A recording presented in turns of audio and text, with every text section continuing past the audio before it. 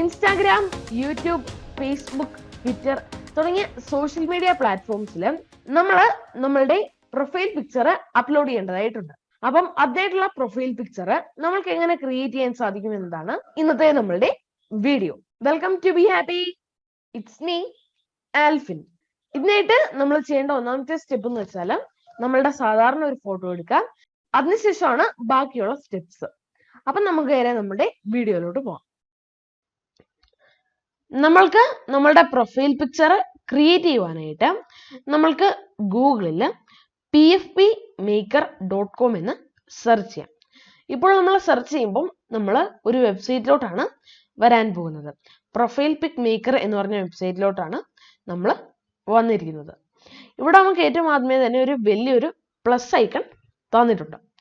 നമുക്ക് ആ ഒരു പ്ലസ് ഐക്കണിൽ ക്ലിക്ക് ചെയ്യാം. ഇപ്പൊ നമുക്ക് നമ്മളുടെ ആ ഒരു ഇമേജ് സെലക്ട് ചെയ്യാവുന്നതാണ്. ഞാനൊരു സോളിഡ് ബാക്ക്ഗ്രൗണ്ടിന്റെ മുന്നിൽ നിന്നാണ് ഞാൻ എൻ്റെ ഫോട്ടോ എടുത്തിരിക്കുന്നത്. അങ്ങനെ ചെയ്താൽ നമ്മുടെ പ്രൊഫൈൽ പിക്ചർ കുറച്ചുകൂടെ നല്ല ക്ലാരിറ്റിയിലൊക്കെ വരുന്നതാണ്. അപ്പം ഞാൻ എൻ്റെ ആ ഒരു ഇമേജ് സെലക്ട് ചെയ്യുന്നു. അതിനുശേഷം മുകളിലെ ഡൺ എന്നതിൽ ക്ലിക്ക് ചെയ്യുന്നു. ഇപ്പം നമുക്ക് ഇവിടെ കാണാൻ സാധിക്കും ജനറേറ്റിംഗ് പ്രൊഫൈൽ പിക്സ് എന്ന്. ഇപ്പം അതിൻ്റെ ലോഡ് ചെയ്യുന്നതിൻ്റെ ഒരു ബാർ താഴെ കാണുന്നുണ്ട്. നമുക്ക് നമ്മുടെ പ്രൊഫൈൽ പിക്ചേഴ്സ് ജനറേറ്റ് ചെയ്യുന്നിടം വരെ നമുക്കൊന്ന് വെയിറ്റ് ചെയ്യാം.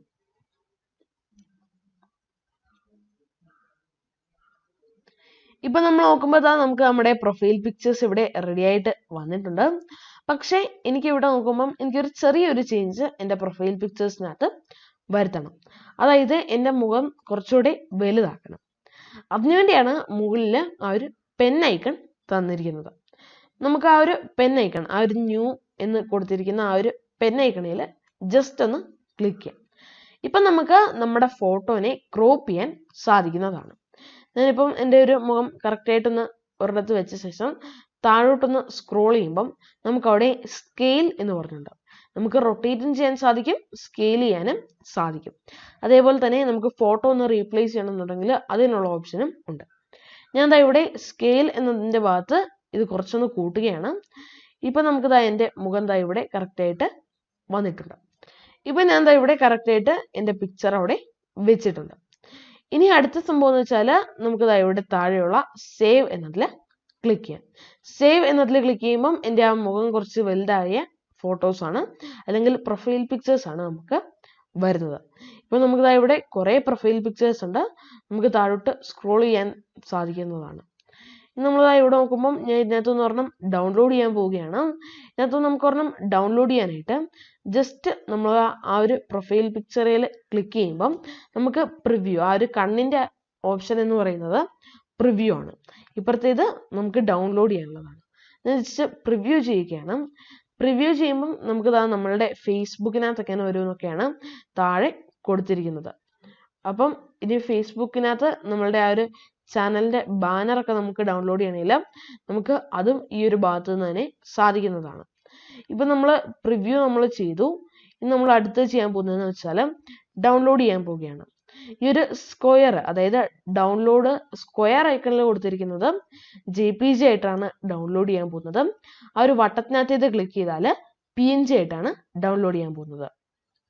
ഈ ഒരു PNG എന്ന് ഉദ്ദേശിച്ചത് ബാക്ക്ഗ്രൗണ്ട് റിമൂവ് ചെയ്തല്ല, ഈ ഒരു ബാക്ക്ഗ്രൗണ്ട് വെച്ച് ഒരു വട്ടത്തിനകത്തായിരിക്കും വരാൻ പോകുന്നത്. നിങ്ങൾക്ക് വട്ടത്തിൽ നിങ്ങളുടെ ഇത് വേണമെന്നുണ്ടെങ്കിൽ ഈ ഒരു താഴത്തെ ആ ഒരു സർക്കിളിലുള്ള ഡൗൺലോഡ് ഐക്കൺ ക്ലിക്ക് ചെയ്യുക. ഇനി JPG ആയിട്ടാണ് വേണ്ടതെങ്കിൽ ആ ഒരു സ്ക്വയറിൽ ക്ലിക്ക് ചെയ്താൽ മതി. ഞാൻ ആ ഒരു സ്ക്വയറിൽ ക്ലിക്ക് ചെയ്യുകയാണ്. ഇനി അത് മാത്രമല്ല, നമുക്ക് ഇവിടെ ഓപ്ഷൻസ് ഉള്ളത്. നമുക്ക് ഇവിടെ കളറിന്റെ ഓപ്ഷൻ ഇവിടെ കൊടുത്തിട്ടുണ്ട്.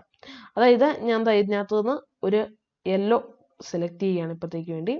ഒരു യെല്ലോ സെലക്ട് ചെയ്ത ശേഷം നമ്മൾ നോക്കുമ്പം ഇവിടെ കൊടുത്തിരിക്കുന്ന എല്ലാ ഓപ്ഷൻസും, അതായത് എല്ലാ പ്രൊഫൈൽ പിക്ചറും ആ ഒരു യെല്ലോ ഐക്കണിലോട്ടാണ് വന്നിരിക്കുന്നത്. ഇനി നമുക്ക് ഇത് ഷാഡോസ് ആണ്. അപ്പം ഇതിനകത്ത് നമുക്ക് വേണ്ട ഷാഡോ കൊടുക്കാൻ സാധിക്കും. ഇപ്പം നമ്മൾ ഇവിടെ നോക്കുകയാണെങ്കിൽ ആ ഒരു ഷാഡോയ്ക്ക് വന്നിരിക്കുന്ന ചേഞ്ചസ് ഈ ഒരു പ്രൊഫൈൽ പിക്ചറിൽ കാണാൻ സാധിക്കുന്നതാണ്. ചെറിയൊരു ഷാഡോ കൊടുക്കുകയാണ്. ഇനി നമുക്ക് അടുത്തതായി ഇവിടെ മുകളിൽ ഓപ്ഷൻ ഉള്ളതെന്ന് വെച്ചാൽ റീസെറ്റ് ചെയ്യാനാണ്. അപ്പം ഇതുപോലെയാണ് നമ്മളുടെ പ്രൊഫൈൽ പിക്ചേഴ്സ് നമ്മൾ ഇതിനകത്ത് ക്രിയേറ്റ് ചെയ്യുന്നത്.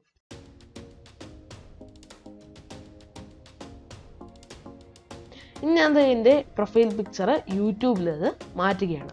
യൂട്യൂബ് ഞാൻ ഓപ്പൺ ചെയ്യുന്നു. യൂട്യൂബ് ഞാൻ ഓപ്പൺ ചെയ്ത ശേഷം നമ്മളുടെ ആ ഒരു ഐക്കണിൽ ക്ലിക്ക് ചെയ്യുക. യുവർ ചാനൽ എന്നതിലോ യൂട്യൂബ് സ്റ്റുഡിയോ എന്നതിലോ നമുക്ക് ക്ലിക്ക് ചെയ്യാം. ഞാൻ യുവർ ചാനൽ എന്നതിൽ ക്ലിക്ക് ചെയ്യുന്നു. അതിനുശേഷം ആ ഒരു പെൻ ഐക്കണിൽ ക്ലിക്ക് ചെയ്യുകയാണ്. ഇനി നമുക്ക് ഇവിടെ നിന്ന് നമ്മളുടെ പ്രൊഫൈൽ ഫോട്ടോ, അതായത് യൂട്യൂബിൻ്റെ ചാനൽ ലോഗോ അല്ലെങ്കിൽ ചാനൽ പ്രൊഫൈൽ ഫോട്ടോ നമുക്ക് മാറ്റാൻ സാധിക്കുന്നതാണ്.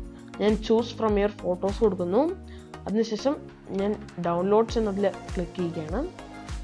ഡൗൺലോഡ്സ് എന്നതിൽ ക്ലിക്ക് ചെയ്ത് കഴിയുമ്പം നമുക്കിതാ നമ്മളുടെ പ്രൊഫൈൽ പിക്ക് വന്നിട്ടുണ്ട്. ഇപ്പം നമുക്കിത് ആ ഒരു പ്രൊഫൈൽ പിക്ചർ കാണാൻ സാധിക്കും. സേവ് എന്നതിൽ ക്ലിക്ക് ചെയ്യുക. സേവ് എന്നതിൽ ക്ലിക്ക് ചെയ്ത് കഴിയുമ്പോഴത്തേനും പ്രൊഫൈൽ ഫോട്ടോ അപ്ഡേറ്റഡ് സക്സസ്ഫുള്ളി എന്ന് വന്നിട്ടുണ്ട്. നമ്മൾ നമ്മളുടെ ചാനൽ ലോഗോ നോക്കുമ്പോഴത്തേനും നമ്മളുടെ പ്രൊഫൈൽ പിക്ചറാണ് വന്നിരിക്കുന്നത്.